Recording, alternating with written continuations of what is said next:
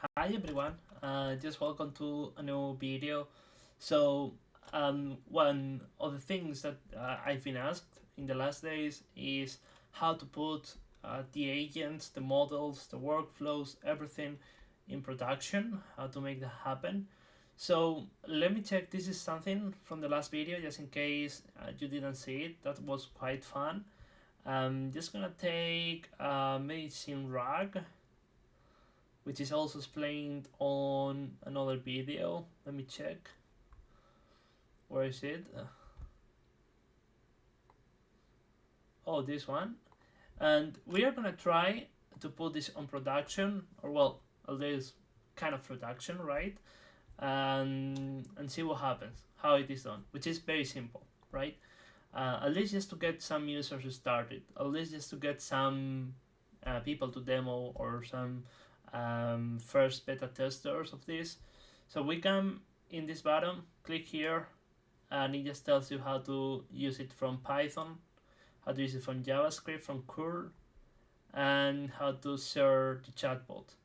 So if we click in this URL, copy and paste, we just ask, this is the chat, right? This is something we export, and you can have this embedded on an HTML for your web page that just come up on as a widget. But we're just using it from here instead of localhost. In the future, this would be an IP address that you have, or your hostname for this, like I don't know, chat.com, whatever. And now basically you just ask, hey, the patient is showing mucus, chest pain, and cough. And now, as you can see, it is kind of a chat. It has those three dots. It's kind of thinking the whole process, and now it gives us the answer. So this is the rag medicine video that we did in the past on how to do rag with this. What it could do. So this is kind of production. This is kind of you can use with users. But something I could go for as well is just deploy multiple Flowise, and then just put a kind of load balancer in between. You can use traffic, for example, and that's something more advanced. I'm gonna keep it for another video. And I also wanted to share with you, well, let's try to do it with Python. It could be something like this, and with curl, let's do it with curl from the terminal. Do we get the answer back? Oh yes, we get, right? So if you are making a program, or you're using curl, or you're using programming language, you can do it. Let me check if I have requests. Yeah, I have requests. So let me make an app. So medicine rag, and let me try to use this from Python. Just copy paste, boom, and now we go for Python 3 example.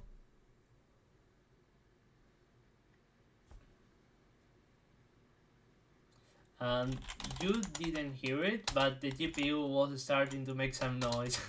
So I'm just gonna print the output. So this would be something like, if we wanna make it like print user question and assistant output.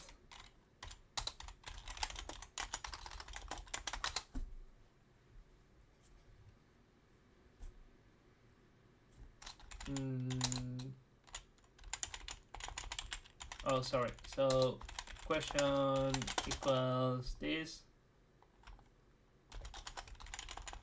and now this is question.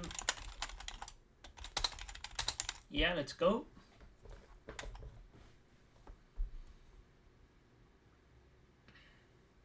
Boom, there you go. Not the best formatting, not the best formatting, I agree. We should get field text. Well, this is kind of easy. But you can see we can use it from Python, we can do different things. Another couple of questions that I received is, do you see Flowise as something for production? That's something I don't know entirely. I have some days in which I believe it isn't, others in which I believe, hey, let's give it another try, and here we are making the video, so you can guess. So I could give it a try, but possibly what's going to happen in the future as you add more agents to your workflow, if you want to support something like 100, 200 agents or more, possibly Flowise is going to be quite complex because there's a lot of connections with the lines, there's a lot of boxes, you have to double click and it's difficult. Also, something that I can think of in the future, I would like the LLM to create the agentic workflow, right? I don't want to be making those boxes connections and whatever. I just want to tell the LLM, hey, make an agent that does this, has these tools, has this memory, whatever. And I would like the agent to create the code. So creating the code is much simpler for an LLM than just drag and dropping and connecting things. That's something for the human, but for the LLM it's better the code.